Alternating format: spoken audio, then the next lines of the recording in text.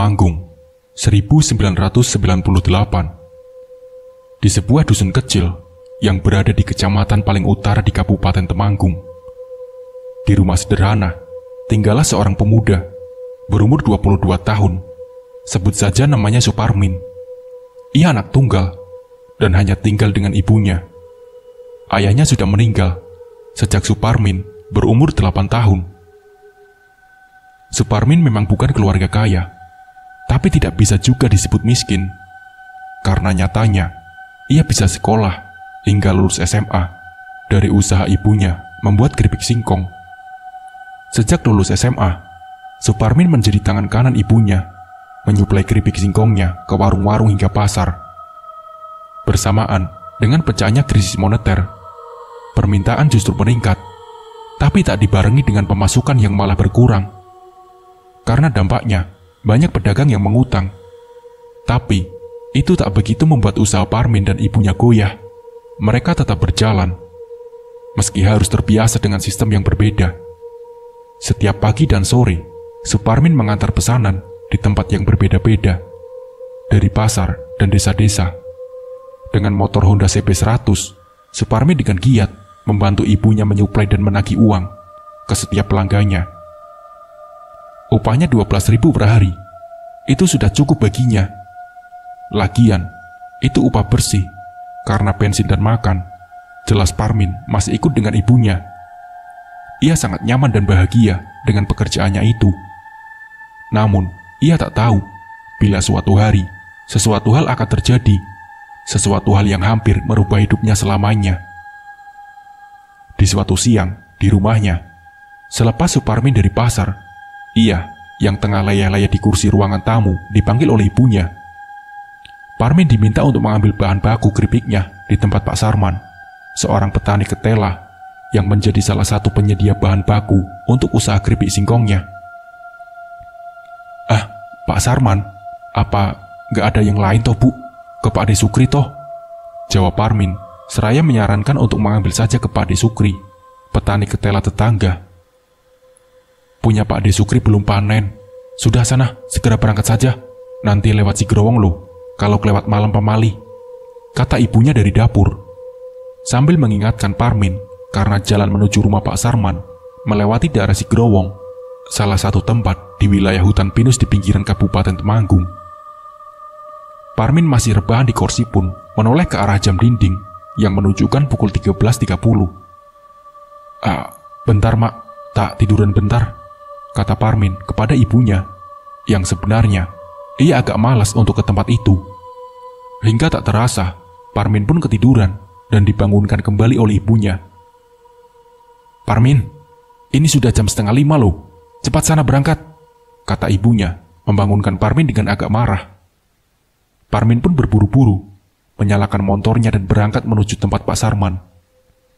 Tapi apesnya, ban motor Parmin bocor. Ia pun menyadari, setelah merasakan sisi bagian belakang motornya mulai tak enak, tepat di ujung desa depan jalan raya. Tak mungkin ia pergi ke tempat Pak Sarman dengan posisi ban belakangnya bocor. Dengan lesu, ia pun turun mendorong. Motornya ketambal ban di pinggir jalan raya, yang untungnya tidak begitu jauh dan terlihat masih buka. Ditambalkanlah ban motornya. Parmin menunggu dengan agak gelisah. Wah, nanti lewat Sigrowong lagi, batinnya dalam hati. Tapi ini memang kesalahannya yang tidak mengindahkan omongan dari ibunya untuk berangkat siang tadi. Singkat waktu, sekira 30 menit kemudian, ban motornya selesai ditambal. Setelah membayar, Parmin langsung tancap gas menuju rumah Pak Sarman. Waktu sudah menunjukkan sekira pukul 5 sore. Langit juga terlihat semakin meredup. Tak ada yang ganjil di perjalanannya, sampai akhirnya 100 meter sebelum Parmin melewati daerah itu, yaitu Sigrowong. Ia mulai mengurangi kecepatannya dan menyalakan lampu depannya, karena langit juga sudah hampir gelap. Dan dari kejauhan, Parmin melihat seorang wanita mengenakan kaos putih oblong. Wanita itu berjalan ke arah yang berlawanan dengan Parmin. Di sini, Parmin tak berpikir macam-macam, karena ketika jarak mereka semakin dekat, Parmin melihat wanita itu membawa sapi di tangan kanannya dan tali di tangan kirinya. Wah, paling pencari rumput, pikir Parmin dalam hati. Kondisi jalan di situ memang agak rusak, jadi mau tidak mau, Parmin semakin memelankan laju kendaraannya, hingga akhirnya mereka atau Parmin dan wanita itu berada di jarak yang cukup dekat. Wanita muda nih, kata Parmin dalam hati. Mata mereka pun saling bertemu, dan entah inisiatif dari mana dengan tanpa curiga, Parmin pun melempar senyum kepada wanita itu. Seraya melajukan motornya dengan amat yang sangat pelan, dan senyuman itu pun dibalas. Namun disinilah keadaan semua berbalik, karena senyumannya diiringi dengan kucuran darah yang keluar dari mulut sang wanita itu. Melihat itu, Parmin pun langsung memalingkan pandangannya dan menancap gas. Astagfirullahaladzim, astagfirullah. Itu kata yang terucap dari mulutnya di sepanjang jalan. Sesekali, Parmin menampar pipinya, berharap ini hanyalah mimpi. Sampai akhirnya, ia tiba di rumah Pak Sarman bersamaan dengan azan maghrib yang berkumandang. Kok maghrib-maghrib, Condul? Kata Pak Sarman sambil menyuruh Parmin untuk masuk. Iya ini Pak, tadi saya ketiduran, jawab Parmin dengan sedikit terbata. Pak Sarman pun menyiapkan pesanan Parmin. Sementara di sini, Parmin masih terlihat syok, namun ia mencoba untuk menenangkan diri. Satu karung penuh berisi ketela pun dibawa Pak Sarman dari dalam. Bentarlah, nggak usah buru-buru, habis maghrib aja ya, kata Pak Sarman, seraya meletakkan karung itu di dekatnya. Di sini, Parmin yang biasanya supel pun hanya menganggukkan kepalanya. Kamu itu kenapa toh? Kok pucat gitu mukanya? Habis lihat apa? Kata Pak Sarman yang sepertinya mempunyai intuisi yang tepat ketika melihat gelagat Parmin. Di sini akhirnya Parmin pun bercerita tentang apa yang baru saja ia alami. Saya habis lihat demit Kang di si Growong. Saya sekarang gak berani pulang, kata Parmin terbata sambil menjelaskan detail kejadian tadi. Orang sore-sore hampir maghrib kok lewat si Growong sih, kata Pak Sarman sambil tertawa. Seakan tahu resiko lewat di daerah itu saat petang hari. Si Parmin tak berani pulang, tapi dalam hatinya, ia tak mungkin membiarkan ibunya di rumah sendirian. Ibunya juga pasti akan khawatir. Sementara Pak Sarman juga tidak bisa mengantar karena selain tak berani, beliau juga tak mempunyai kendaraan. Akhirnya setelah menenangkan diri dan mengumpulkan keberanian, Parmin pun memaksakan diri untuk pulang, membawa satu karung penuh ketela yang diikat di jok bagian belakang motornya. Tak henti-henti, Parmin berdoa dalam hati di sepanjang perjalanan. Hingga ketika Parmin melewati di daerah itu lagi, tempat di mana ia bertemu dengan sosok wanita menyeramkan itu. Jantungnya berdegup kencang. Pandangan matanya ia luruskan ke depan. Ia tak berani menoleh. Dan sekira beberapa meter setelah ia melewati tempat itu, tiba-tiba seperti ada sesuatu yang menumpangi dari belakang. Parmin sangat bisa merasakan kini motornya terasa lebih berat. Di sini, pikiran Parmin mulai macam-macam, namun ia tak berani memeriksanya. Yang bisa ia lakukan adalah tancap gas, dan bagaimana caranya agar ia bisa cepat sampai ke rumahnya. Hingga ia pun sampai di pintu masuk gapura desanya. Disinilah, Parmin baru berani untuk berhenti dan memeriksa ada apa di belakangnya. Namun setelah dilihat, dia tak menemukan apa-apa. Parmin pun menghela nafas lega dan menjalankan kendaraannya lagi untuk menuju rumahnya. Ia pun sampai di rumahnya. Ibunya yang khawatir sedikit memarahinya. Namun di sini, Parmin tak menceritakan apa yang tadi ia alami kepada ibunya. Di sini, Parmin menggunakan ban bocor sebagai alasan mengapa ia pulang agak terlambat. Dengan muka lesu, Parmin mengangkat satu karung ketela itu menuju dapur di bagian belakang rumahnya. Ia pun mencuci mukanya dan segera masuk ke kamar. Suparmin merebahkan diri di atas ranjangnya sambil merenungi apa yang tadi ia alami. Ia seperti tak percaya karena ini adalah pengalaman pertamanya bersentuhan dengan dunia lelembut. Seketika, rasa ketakutannya kembali muncul mengingat wajah dari wanita itu. Ia segera keluar dari kamarnya dan menemui ibunya di dapur yang tengah melepaskan ketela dari kulitnya dengan air. Parmin pun membantu ibunya, tanpa ada obrolan yang mengiringi mereka seperti biasanya. Apakah aku harus bercerita? Batin Parmin, walau sampai aktivitas itu selesai, tak ada satu kata pun yang terucap dari mulut Parmin. Waktu sudah semakin malam. Ini waktunya istirahat. Sementara Parmin mulai merasakan pegal dan berat di pundak bagian kanannya. Entah apa penyebabnya, yang jelas ia tak mencoba untuk berpikir yang aneh-aneh. Tapi semakin lama, pundaknya semakin berat saja. Badannya juga terasa menjadi tak enak. Ia mencoba untuk tak menghubung-hubungkan hal itu dengan kejadian tadi. Meski sebenarnya firasatnya berkata ini pasti ada hubungannya. Di sini Parmin yang mulai lemas mencoba untuk tidur. Ia sebenarnya juga sangat mengantuk. Tapi ketika memejamkan mata, bayang-bayang wajah dari sosok wanita itu selalu terbesit, muncul di pikirannya. Entah kenapa, Parmin merasa tak sendiri. Walau tak terlihat, tapi ia merasa ada orang lain di kamarnya selain dia. Berulang kali, ia merubah posisi tidurnya. Entah berapa lama, ia mencoba untuk tidur tak bisa. Hingga tiba-tiba, seperti ada bau wangian yang lewat merasuk di indera penciumannya. Seketika Parmin terperanjat, dan kini merubah posisinya menjadi duduk di atas ranjangnya. Dahinya mengernyit, matanya mengamati setiap sudut kamarnya, seraya meyakinkan apakah bau itu benar adanya. Tapi setelah diamati, nyatanya memang benar bau melati itu berkutat kuat di dalam ruangan kamarnya.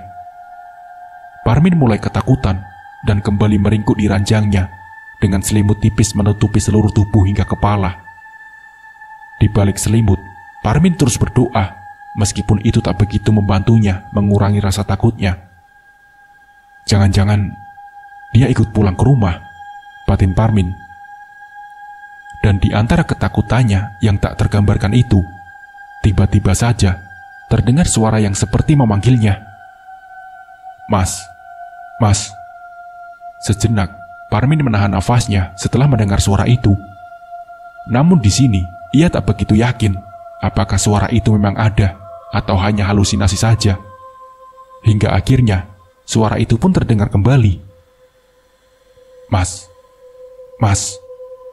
Suara itu terdengar lagi, dan ini jelas bukan halusinasi Parmin. Dan tak selang beberapa lama, suara itu kembali terdengar dengan nada yang lebih panjang. Suaranya adalah suara dari seorang wanita, yang jelas itu bukan suara ibunya. Mendengar itu, keringat Parmin mulai bercucuran, lidahnya keluh. Jelas Parmin tak berani membuka selimutnya. Ia sangat ketakutan dan terus memejamkan matanya. Parmin merasa suara itu berada tepat di samping tempat tidurnya. Mas, Mas. Lagi-lagi, suara itu pun muncul. Dengan ketakutannya yang sudah berada di ujung, Parmin pun mencoba membuka matanya dengan perlahan, meski itu masih berada di balik selimutnya. Suara itu memang tak terdengar lagi. Namun dari balik selimut tipisnya, Parmin samar-samar seperti melihat bayangan yang berada tepat di depan wajah Parmin, yang memang sedari tadi meringkuk dengan posisi tidur yang miring. Bayangan itu memang tak begitu jelas, namun cukup tergambar kalau itu adalah seseorang yang tengah sama-sama merebah satu ranjang dengan Parmin. Di sini, ketakutan Parmin tentu bertambah. Namun anehnya, ia seperti tak sanggup untuk memalingkan pandangannya, atau bahkan sekedar memejamkan matanya kembali. Tubuhnya seperti terhipnotis, tak bisa bergerak, dan terus menatap bayangan itu dari balik selimut. Dan perlahan-lahan, Parmin merasakan ada yang membelai tubuhnya, mengusap-usap kepalanya. Parmin hanya terpaku kaku di balik selimutnya ketika merasakan itu, dan ia mulai tak bisa menahan tangisnya. Sementara belayan itu masih Parmin rasakan, semakin lama terasa nyata dan nyata. Di sini, Parmin pun mulai sedikit bisa bicara. Jangan ganggu aku, jangan ganggu aku, kata Parmin dengan terbata-bata. Namun setelah ia berkata seperti itu, dengan tiba-tiba dan tanpa aba-aba, selimut Parmin terbuka sendiri. seperti ada yang menyeretnya. Dan tepat di depan wajahnya, Parmin melihat wanita itu lagi. Kini wajah Parmin dan wajah sosok wanita itu saling berhadapan. Suparmin semakin menangis melihat itu. Namun di sisi lain, ia juga tak mampu untuk memalingkan pandangannya. Sosok itu terus memandangi Parmin dengan senyuman kecil yang menyeramkan. Dan perlahan-lahan, sosok itu semakin mendekatkan wajahnya ke wajah Parmin. Dan saat benar-benar dekat dan hampir bersentuh muka, sosok itu berkata kepada Parmin dengan nada berbisik. Kata-katanya tidak pernah Parmin lupakan seumur hidupnya. Aku Sumirah, Mas. Masih ingat denganku kan? Kata sosok itu seraya melebarkan senyumnya. Dan sosok itu pun memeluk Parmin dengan erat.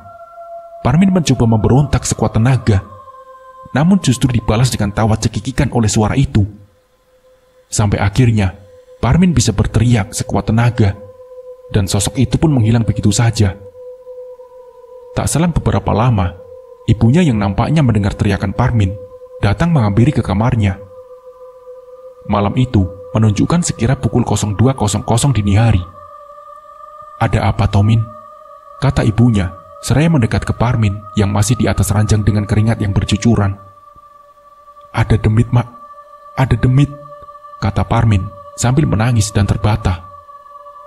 Sang ibu pun mencoba menenangkan Parmin dan mengajaknya untuk pindah ke kamar ibu. Parmin pun menuruti dan segera beranjak dari ranjangnya dan tidur di kamar ibunya tanpa menceritakan lebih detail tentang apa baru saja yang ia alami.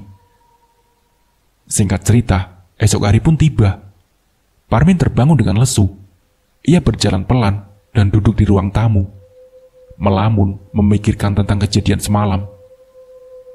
Di pagi yang dingin itu, refleks spontan, Parmin menyilangkan tangannya ke kedua lengannya untuk meminimalisir rasa dingin di pagi itu.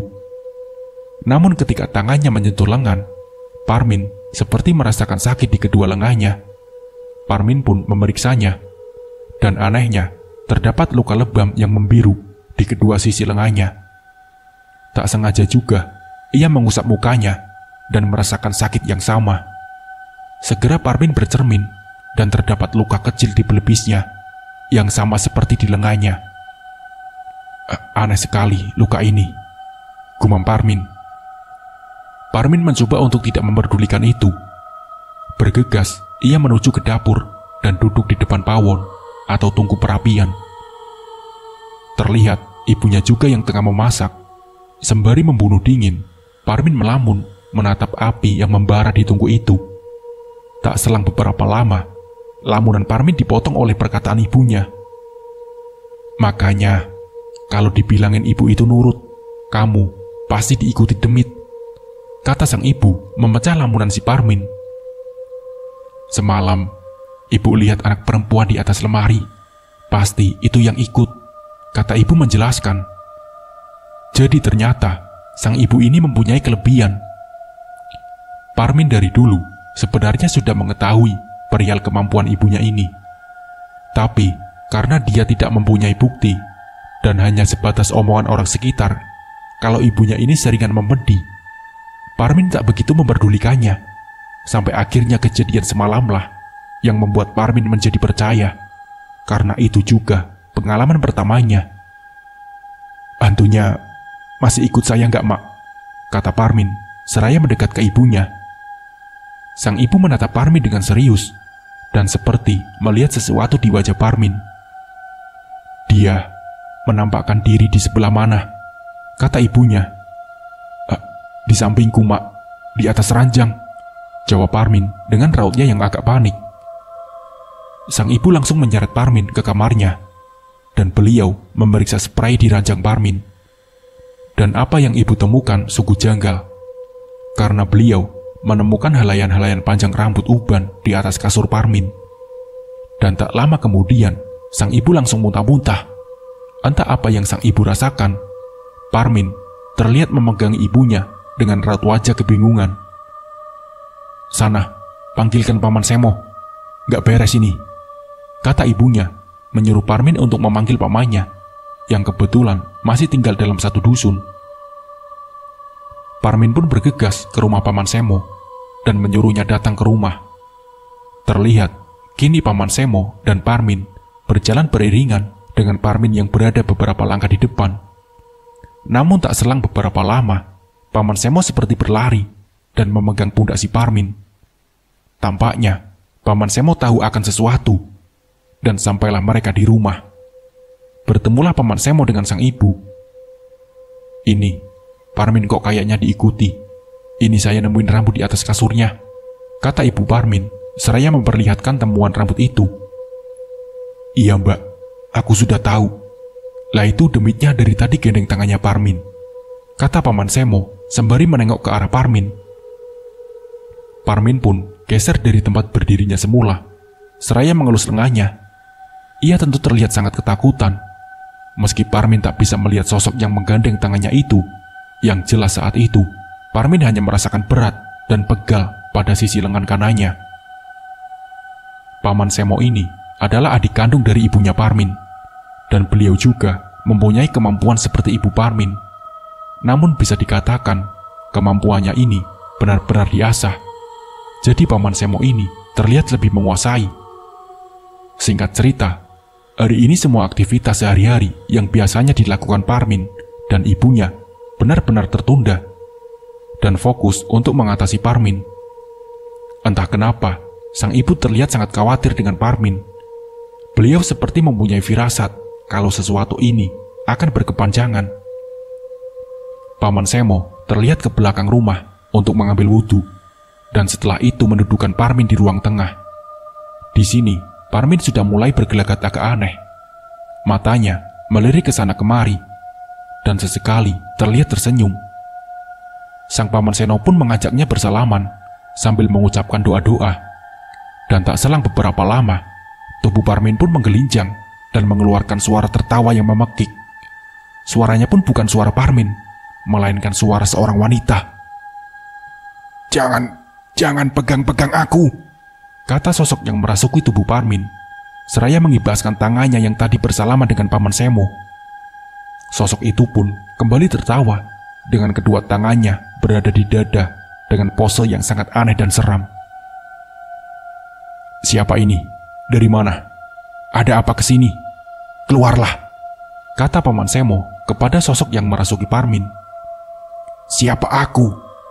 Aku Sumirah," jawab sosok yang merasuki Parmin itu dengan tertawa. Tawanya semakin tak terkendali, sampai membuat para tetangga Parmin berdatangan. Paman Semo pun memegang kepala Parmin. Ia membacakan doa-doa. Parmin pun terkulai tak sadarkan diri, dan digotonglah Parmin masuk menuju kamarnya, sementara para tetangga mulai riuh menanyakan apa yang terjadi. Di sini sang ibu agak lega. Setelah beberapa saat kemudian, Parmin terlihat sudah siuman. Walau belum terkuak, apakah makhluk itu benar-benar pergi atau hanya keluar saja dari raga Parmin. Singkat cerita, malam pun tiba. Parmin sudah tidak merasakan berat lagi di pundaknya, walau di hatinya masih gelisah, takut makhluk itu mendatanginya lagi. Ibunya ingin menemani Parmin di kamar, tapi ia tak mau. Sebagai anak yang tidak manja, si Parmin menenangkan ibunya bahwa semua sudah baik-baik saja. Parmin pun beranjak untuk tidur dengan tasbih di genggamannya. Malam itu terasa sangat senyap dan aneh. Bahkan suara binatang-binatang malam pun seperti tak terdengar di telinga Parmin.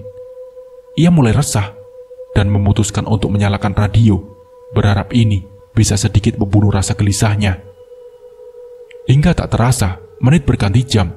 Semua siaran telah berakhir, namun Parmin masih terjaga. Waktu sudah menunjukkan pukul 00. Parmin mencoba untuk memejamkan matanya, seraya berzikir dengan tasbihnya. Namun entah mengapa, hatinya menjadi gusar.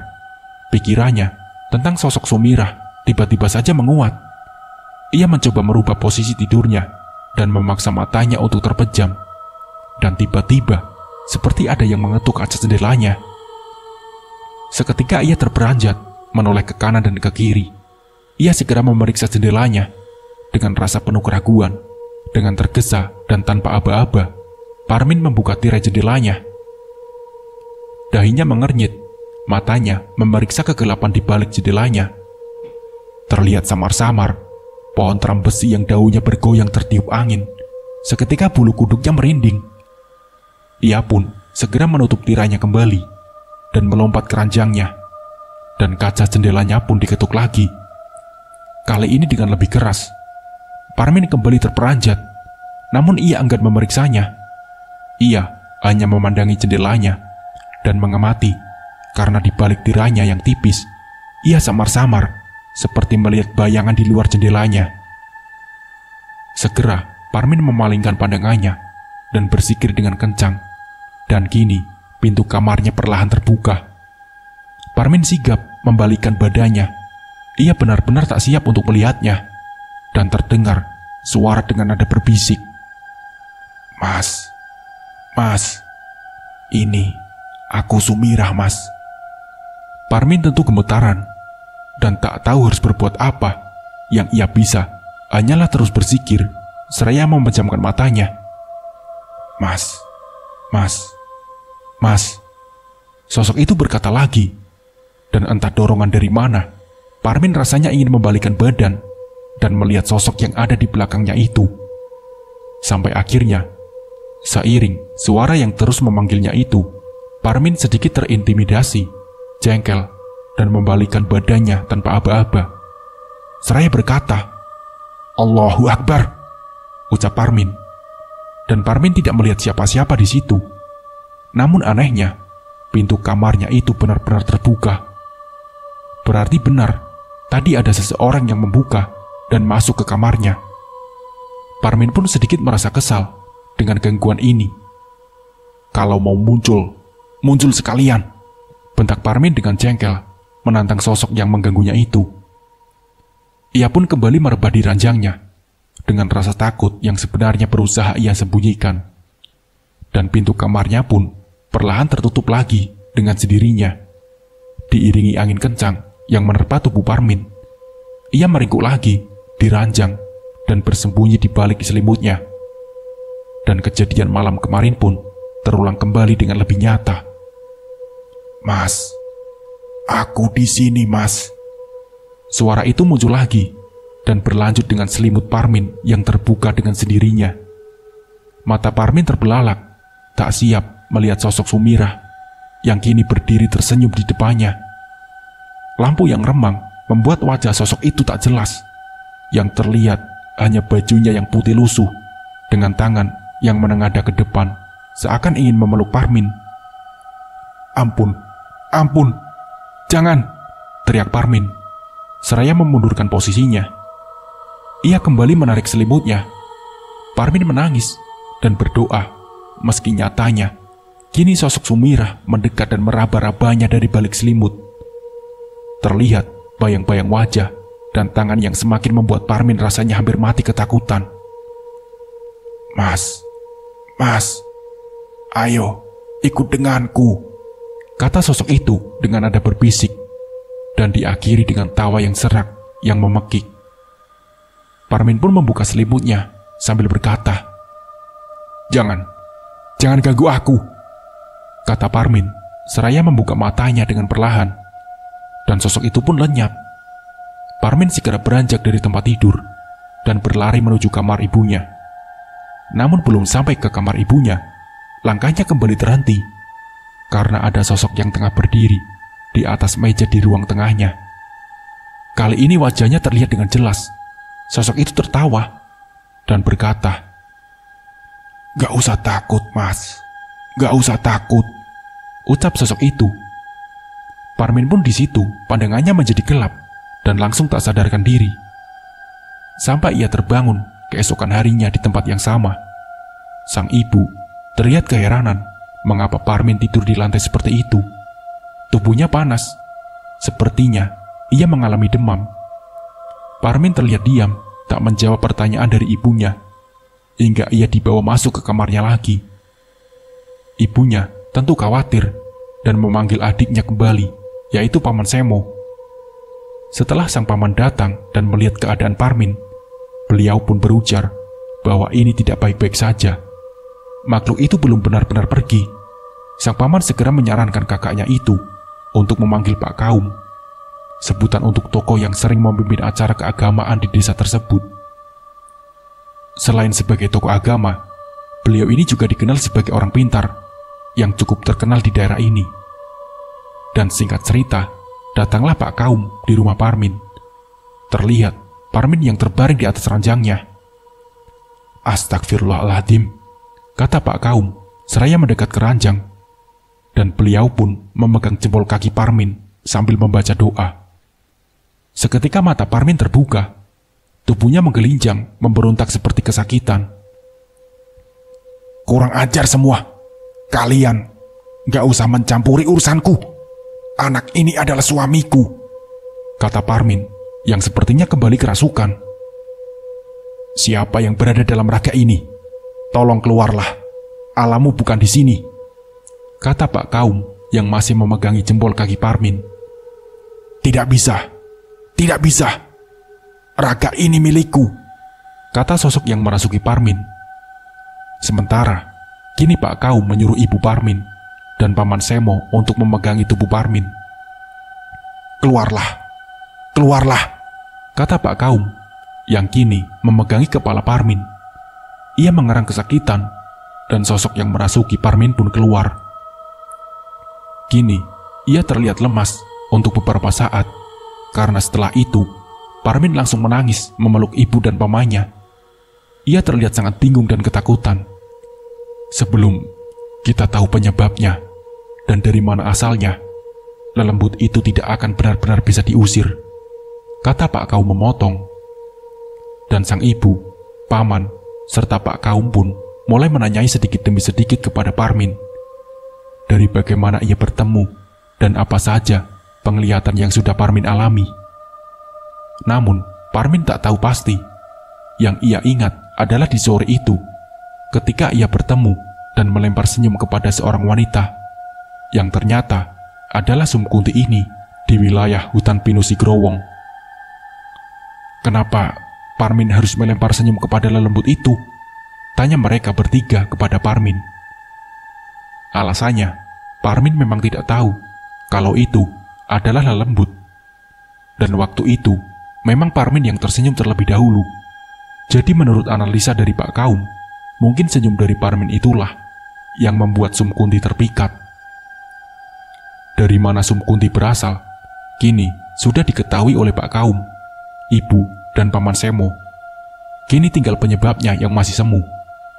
Pasalnya, dari beberapa kasus yang serupa Pak Kaum tangani, kasus Parmin ini bisa dikatakan beda dan tak biasa. Karena menurut beliau, Parmin ini bukan hanya sekedar diikuti, tapi juga sepertinya diinginkan oleh lelembut itu. Selang beberapa lama, Pak Kaum mulai membalur-baluri sudut-sudut ruangan di kamar Parmin dengan air yang sudah didoakan, berharap ini bisa menjadi benteng agar sosok itu tidak mengganggu Parmin lagi. Tapi di akhir prosesi, Pak Kaum berkata kalau ini mungkin bersifat sementara, karena menurutnya Kunti Sumira ini cukup kuat, tapi beliau berjanji akan berusaha semampunya. Dan itu sepertinya cukup berhasil meredam gangguan yang dialami Parmin. Terbukti selama hampir sebulan, Parmin tidak lagi dirasuki atau mengaku didatangi sosok itu lagi. Walau dalam hampir sebulan itu, Parmin benar-benar ambruk dan sakit. Tak jelas apa penyakitnya, yang ia lakukan hanya berbaring di ranjangnya. Ia juga kini terlihat kurus dan tak banyak bicara. Meski beberapa hari sekali, Pak Kaum juga menjenguknya. Sang ibu mulai terlihat pasrah. Usahanya juga kacau dalam sebulan ini. Dan sampai akhirnya, Parmin pun bicara kepada ibunya. Kata-katanya membuat ibunya menangis. "Bu, Ibu, aku sudah tidak kuat. Ikhlaskan saja aku, Bu," kata Parmin dengan lirih tak bertenaga. Jadi selama ini, ternyata sosok Sumkunti itu masih selalu mendatanginya, entah lewat mimpi atau nyata dengan duduk di samping ranjang Parmin. Menurutnya, Sumkunti beberapa kali berkata kalau dia menyukai dan mencintai Parmin. Sum Kunti pernah berkata kalau ia suka dengan Parmin sejak pertama Sum bertemu, dan berulang kali Sum Kunti juga berkata kalau Parmin mirip dengan kekasihnya dahulu. Awalnya Parmin memang menolak dan selalu menyuruh Sum Kunti untuk pergi. Tapi Sum Kunti tak mau pergi dan mengancam akan membawa malapetaka kalau Parmin menolak. Parmin pun pasrah. Hampir setiap malam ia dipeluk serta digerayangi. Kejadian itu sekira 3 hari pasca terakhir kali Sum Kunti merasuki tubuh Parmin, dan puncaknya adalah semalam, yaitu malam sebelum ia bercerita kepada ibunya tadi. Malam itu, seperti biasa, Parmin terbaring lemah di ranjangnya. Matanya terpejam, tapi sebenarnya ia tak tidur. Sejak kedatangan Sum Kunti, Parmin hampir lupa kapan ia terakhir kali tidur dengan nyenyak. Ia membuka matanya untuk melihat jam yang sudah menunjukkan pukul 00.30 dan kembali memejamkan matanya. Tubuhnya lelah, tapi ia tak benar-benar terlelap. Tak selang beberapa lama, angin berhembus perlahan meniupkan bau wangi bunga, yang entah bunga apa yang wanginya seperti itu, entah melati, kamboja, atau kenanga. Yang jelas, ini adalah pertanda kehadiran Sum Kunti di kamarnya. Parmin mulai bersiap menata nafasnya. Nampaknya, ia mulai membiasakan diri dengan kehadiran Sum Kunti, meski ia selalu tak berani menatapnya. Mas, sapaan khas dari Sum Kunti. Parmin sempat membuka matanya sebentar dan melihat sosok itu sudah ada di depannya. Selimut yang menutupi tubuhnya hingga dada, kini Parmin naikkan hingga menutupi kepalanya. Parmin hanya terdiam menata nafasnya. Ia tak berdoa, karena menurutnya, selama ini, Sum Kunti seperti tak mempan dengan doa-doa yang diucapkan Parmin. Mas, kata Sum Kunti, seraya membuka selimut Parmin dengan perlahan. Parmin terdiam dan tetap menutup matanya. Ia pun mulai digerayangi dan dipeluk dari sisi sampingnya. Inilah yang biasa dilakukan Sum Kunti kepada Parmin setiap malamnya. Sampai akhirnya, untuk pertama kalinya Sum Kunti mulai naik dan duduk di atas tubuh Parmin. Ia tak bisa bergerak. Dada Parmin mulai digerayangi, dan Sum Kunti juga mendekatkan wajahnya ke wajah Parmin. Meski matanya masih terpejam, Parmin mengaku tetap melihat Sum Kunti dalam pikirannya. Sosok itu perlahan mulai menggoyang-goyangkan tubuhnya yang masih menindih Parmin, sambil tertawa lirih dengan memanggil-manggil Parmin. Sembari terus menggoyangkan tubuhnya, sosok Sum Kunti membekap mulut Parmin dan membuat Parmin membuka matanya. Sum Kunti pun berkata, "Pulang ke si Growong, Mas. Nikah sama aku," kata Sum Kunti sambil mengikik. Parmin yang mulai sulit bernafas ini mulai memberontak, menggerak-gerakkan kepala dan tubuhnya. Meski awalnya sangat sulit, namun akhirnya Parmin berhasil menghentakkan tubuhnya, hingga sosok Sum Kunti pun menghilang. Posisi Parmin setengah duduk kali ini, keringatnya bercucuran. Rasa takutnya kali ini benar-benar memuncak dan tak tergambarkan. Entah apa alasan Sum Kunti berkata seperti itu sambil membekap mulutnya. Yang jelas, saat itu Parmin merasa Sum Kunti ingin membunuhnya.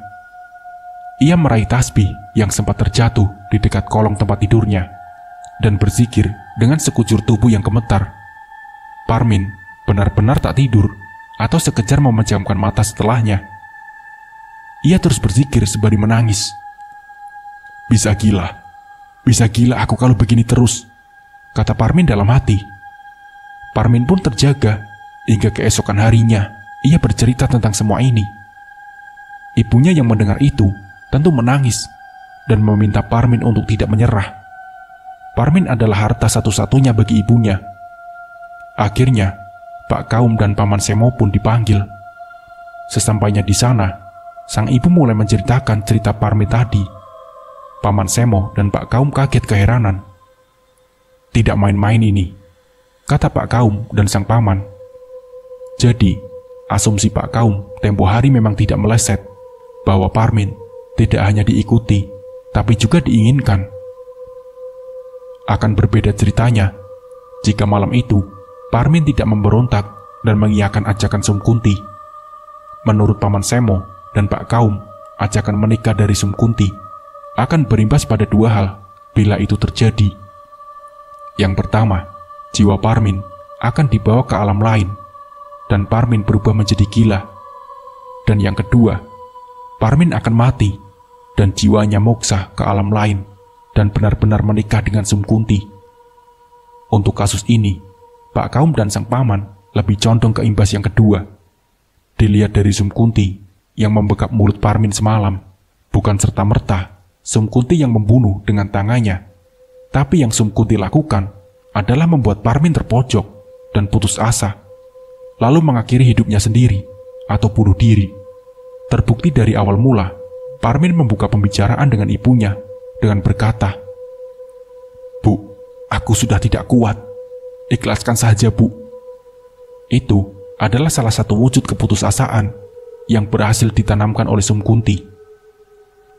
Menurut Pak Kaum di sini, kalau hanya ruqyah sepertinya kurang cukup bisa mengatasi. Karena penglihatan Pak Kaum berkata, kalau Sum Kunti tidak berada di rumah ini, ia hanya akan datang di setiap malam untuk meneror Parmin dan akan kembali lagi ke tempat asalnya, menunggu Parmin semakin putus asa dan mengakhiri hidupnya. Tak ada kehadiran Parmin dalam pembicaraan ini, karena ia masih terbaring lemas di kamarnya. Setelah obrolan yang cukup panjang, Pak Kaum, sang paman, dan sang ibu pun masuk ke dalam kamar Parmin. Rencana Pak Kaum ingin menghadirkan Sum Kunti agar memasuki raga Parmin dan bisa mencegah siasat Sum Kunti dengan cara berdialog. Tapi benar saja, asumsi Pak Kaum bahwasanya Sum Kunti tak berada di rumah ini. Sum Kunti tak hadir memasuki tubuh Parmin dan memang tak akan pernah hadir. Ada satu solusi yang tersirat di dalam pikiran Pak Kaum, yaitu ruat mayit. Dalam ilmu kepercayaan kejawen kuno, ruat mayit adalah acara selamatan mirip orang meninggal, namun ditujukan kepada orang yang masih hidup dan sudah dinyatakan menjadi tumbal setan. Ruat mayit ini dilakukan agar orang tersebut selamat dari pertumbalan. Meski Pak Kaum ragu apakah ini bisa menyelamatkan Parmin, tapi ini tetap harus dilakukan. Singkat cerita, diadakanlah ritual ruat mayit itu. Sehari kemudian, ritual itu dilakukan selama 7 hari berturut-turut.